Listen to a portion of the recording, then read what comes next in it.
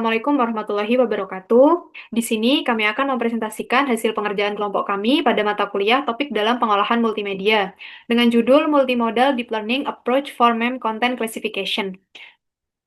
Next.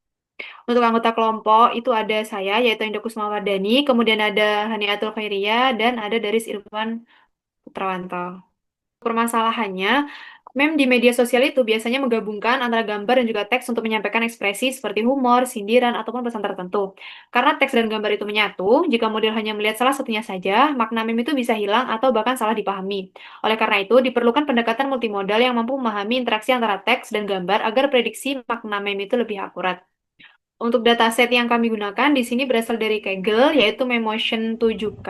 Dataset ini tuh berisi meme dengan kombinasi teks dan juga gambar, serta dilabeli ke dalam beberapa kategori seperti tingkat kelucuan, sindiran, konten menyinggung, dan juga pesan positif. Untuk yang pertama adalah arsitektur model berbasis teks. Jadi di sini itu melakukan perbandingan antara BLSTM, BGRU, dan juga teks CNN. Untuk yang pertama yaitu BLSTM. Di sini inputnya itu teks dari dataset Motion 7K. Lalu sudah diubah menjadi angka dengan tokenizer dan juga padding. Selanjutnya yaitu embedding layer. Ini akan mengubah token menjadi vektor angka berdimensi 128. Lalu ada BLSTM layer. Ini akan membaca teks dari dua arah untuk menangkap konteks sebelum dan juga sesudah kata. Setelah itu ada dropout layer, ini akan mengurangi risiko overfitting. Dense layer akan mengubah output menjadi dimensi 128, dan output layer ini akan menghasilkan prediksi kelas, misal slide, not offensive, dan lain sebagainya. Kemudian ada Bigru dan attention, di mana yang pertama untuk inputnya ini ya sama adalah dari dataset yang tadi. Setelah itu embedding layer ini sama seperti BLSTM, yaitu dimensi 128. Kemudian ada Bigru layer, ini akan memberikan versi yang lebih ringan dari LSTM, kemudian juga membaca teks dari dua arah. Selanjutnya adalah attention layer, ini akan membantu model fokus pada kata-kata penting dalam teks. Lalu dense layer dan output ini sama seperti BLSTM, yaitu akan menghasilkan prediksi kelas. Selanjutnya yaitu text only pada CNN. Di sini inputnya itu sama seperti kedua model tadi, yaitu dari dataset. Lalu embedding layernya ini juga berdimensi 128. Untuk conv 1D layernya ini akan mendeteksi pola lokal kata dalam teks. Kemudian global max pooling ini akan mengambil fitur terpenting dari setiap filter. Selanjutnya ada dense layer dan output. Ini akan memproses fitur menjadi prediksi kelas. Di sini untuk kelas yang digunakan yaitu dari dataset itu ada pada kolom ofensif, yaitu ada 4 macam kelas. Not offensive, select, offensive, dan hateful offensive. Dari ketiga model text only ini yang dicoba, itu yang dipilih untuk eksperimen multimodal selanjutnya adalah BLSTM. Terima kasih. Selanjutnya saya akan menjelaskan arsitektur model yang digunakan oleh BLSM dan Nobel NetV2 pada penelitian ini. Untuk modalitas gambar, citra meme itu dimasukkan ke dalam CNN encoder yang berbasis Nobel NetV2 yang telah dilatih sebelumnya pada dataset ImageNet. Kemudian fitur itu divisualisasikan menggunakan Global Average Pooling dan Dense Layer. Nah, sementara itu untuk modalitas teksnya pada sisi kanan itu teks meme itu diproses melalui tahap tokenisasi dan embedding yang kemudian dimasukkan ke dalam model bidirectional LSTM. Ini untuk menangkap konteks semantik dua arahnya. Nah, fitur dari keduanya itu dari image dan teks itu kemudian digabungkan menggunakan metode late fusion melalui proses concatenation di sini. Nah, lalu hasil penggabungan tersebut kemudian diteruskan ke dense layer dan softmax layer untuk menghasilkan prediksi pada kelas akhirnya. Yang mana nanti pada akhir dari multimodal ini akan menghasilkan sebuah classification. Eksperimen selanjutnya menggunakan model CLIP atau Constructive Language Image Pre-training. Nah, model ini menerapkan pendekatan feature level fusion dan multitask learning untuk memprediksi beberapa aspek emosional dan semantik dari sebuah meme. Lapisan input, model menerima dua jenis masukan. Yang pertama, input gambar berupa citra meme berformat red, green, blue. Yang kedua, input teks berupa hasil ekstraksi teks atau OCR yang tertanam pada meme. Kedua masukan diproses secara paralel melalui cabang yang terpisah untuk menjaga karakteristik masing-masing modalitas. Yang kedua, encoder clip untuk mengekstraksi representasi fitur yang terdiri dari image encoder berbasis vision transformer untuk memproses citra meme. Dan yang kedua, text encoder berbasis transformer untuk memproses teks OCR. Kedua encoder ini menghasilkan embedding berdimensi 512 untuk masing-masing. Nah, seluruh parameter clip dibekukan atau frozen, sehingga model hanya memanfaatkan kemampuan representasi umum clip tanpa melakukan fine tuning untuk mengurangi risiko overfitting dan kebutuhan data pelatihan yang besar. Selanjutnya, embedding visual dan tekstual yang dihasilkan oleh klip kemudian diproyeksikan menggunakan lapisan linear terpisah dengan ukuran 512-512. Lapisan ini bersifat trainable dan bertujuan untuk menyesuaikan representasi pretrain dengan karakteristik domain meme dan menyelaraskan ruang fitur sebelum proses penggabungan multimodal. Fitur hasil proyeksi dari kedua modalitas digabungkan menggunakan operasi concatenation sehingga menghasilkan vektor fitur berdimensi 1024. Vektor hasil penggabungan selanjutnya diproses oleh fusion layer yang terdiri dari linear layer 1024 ke 512, yang kedua fungsi aktivasi ReLU, layer normalization, dropout sebesar 0,3. Lapisan ini menghasilkan representasi gabungan atau fuzz representation berdimensi 512 yang bersifat lebih stabil dan diskriminatif untuk berbagai tugas klasifikasi. Kemudian representasi gabungan tersebut digunakan sebagai masukan untuk 5 head klasifikasi terpisah, masing-masing menangani satu tugas prediksi.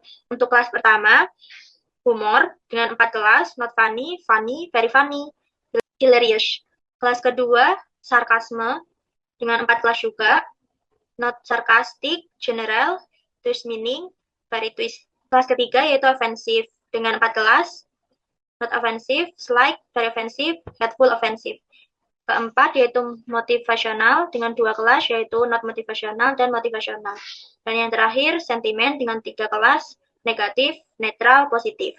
Kemudian model dilatih menggunakan skema multitask learning, di mana fungsi kerugian total merupakan penjumlahan dari fungsi kerugian cross entropy untuk setiap tugas.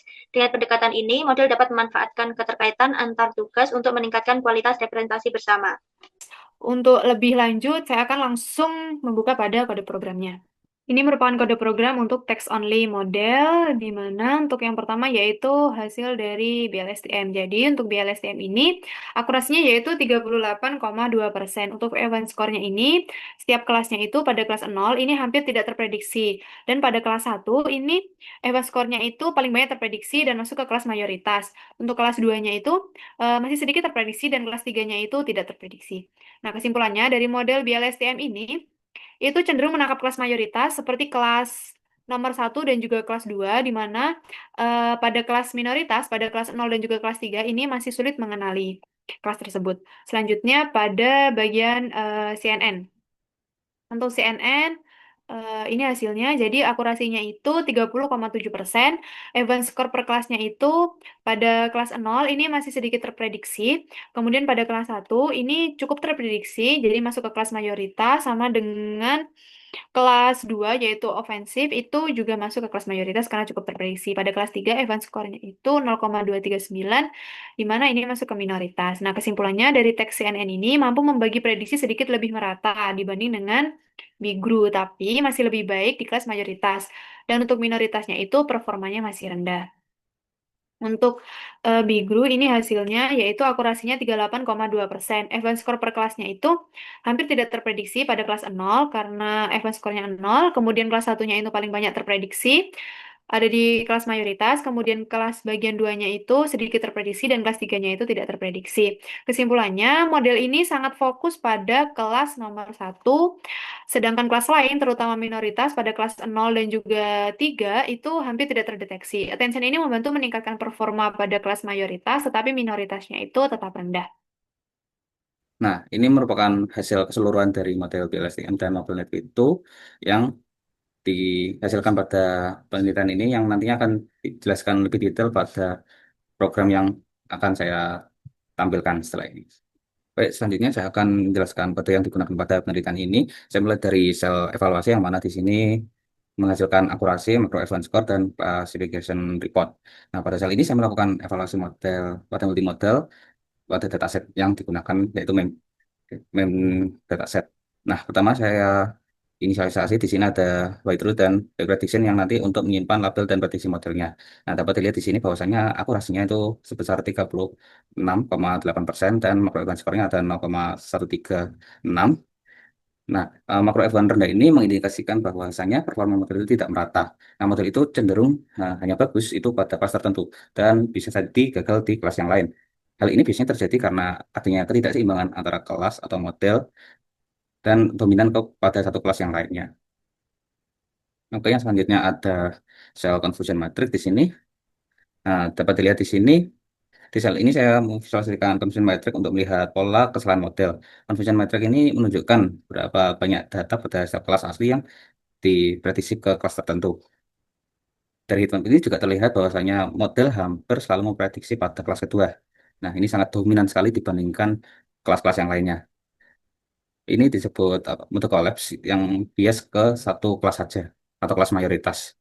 Dampaknya yaitu kelas lain seperti 0, 1, dan 3 itu hampir tidak pernah diprediksi dengan benar. Dan ini juga bisa menyebabkan learning precision. Lalu yang terakhir yaitu cell graphic training dan validation ya. Sel terakhir ini saya melakukan plotting kurva training untuk melihat apakah model itu belajar dengan baik atau overfitting. Nah, grafik di sebelah kiri itu menunjukkan akurasi training dan validation per epochnya dan yang kanan loss trainingnya.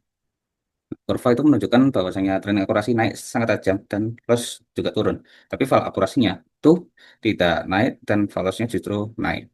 Ini adalah indikasi dari overfitting, yang mana ini model menghafal data training tapi tidak generalisasi ke validation atau tesnya. Oleh karena itu, walaupun trainingnya terlihat bagus, evaluasi tes tetap rendah dan model cenderung menebak saja kelas dominannya. Dari ketiga hal tadi dapat saya simpulkan bahwasanya model multimodal berhasil training tapi mengalami overfitting dan bias ke kelas mayoritas sehingga performa tes dan makro efficiency score-nya sangat rendah. Selanjutnya, hasil model CLIP dapat memprediksi 5 aspek berbeda dengan akurasi masing-masing tiap kelas secara keseluruhan, humor 0,3, sarkasme 0,5, ofensif 0,4, motivasional 0,6, dan sentimen 0,61. Untuk conversion matrix tiap-tiap kelas akan saya jelaskan setelah demonstrasi. Kesimpulannya, kode yang saya gunakan, yang pertama label mapping dengan kelas humor, terdapat 4 kelas, sarkasme dengan 4 kelas, ofensif dengan 4 kelas, motivasional dengan 2 kelas, dan sentimen dengan 3 kelas. Kemudian filter valid rows, prosesor, dataset, OLED, train dan validasi, model clip, push dan optimizer, tracking, training loop, validation, hasil akhir, menyimpan model. Selanjutnya, hasil conversion matrix dari kelas humor. Hampir semua meme diprediksi sebagai funny. Hilarious tidak pernah terdeteksi, dan meme yang sangat lucu atau kurang lucu sering dianggap sama. Model bisa tahu ini lucu atau tidak, tapi tidak bisa membedakan seberapa lucunya. Selanjutnya, conversion matrix pada kelas sarkasme, sebagian besar prediksi jatuh ke general. Sarkasme kompleks atau very twice tidak terdeteksi, sarkasme halus sering dianggap sarkasme biasa. Model hanya mengenali sarkasme yang jelas, tapi gagal memahami ironi yang rumit.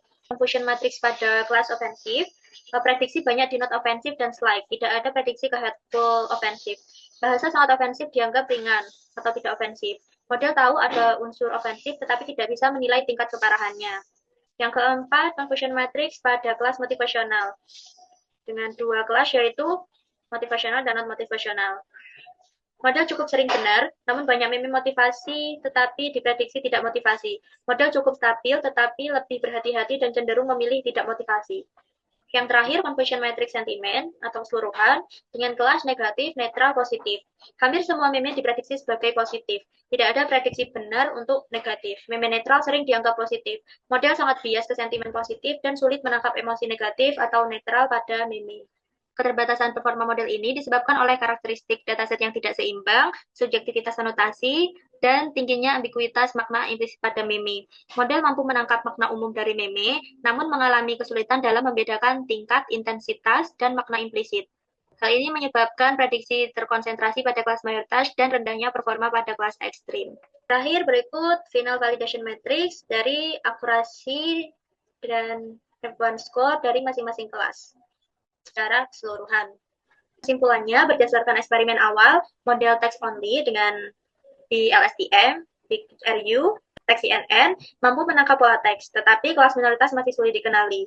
Model di LSTM dipilih dan digabung dengan MobileNet V2 pada arsitektur multimodal, menunjukkan bahwa menambahkan informasi gambar membantu, meskipun terbatas pada 4 kelas di kolom ofensif.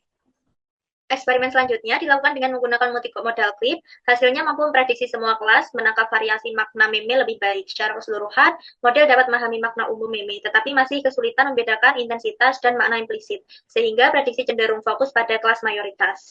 Sekian dari kami, kurang lebihnya mohon maaf. Wassalamualaikum warahmatullahi wabarakatuh.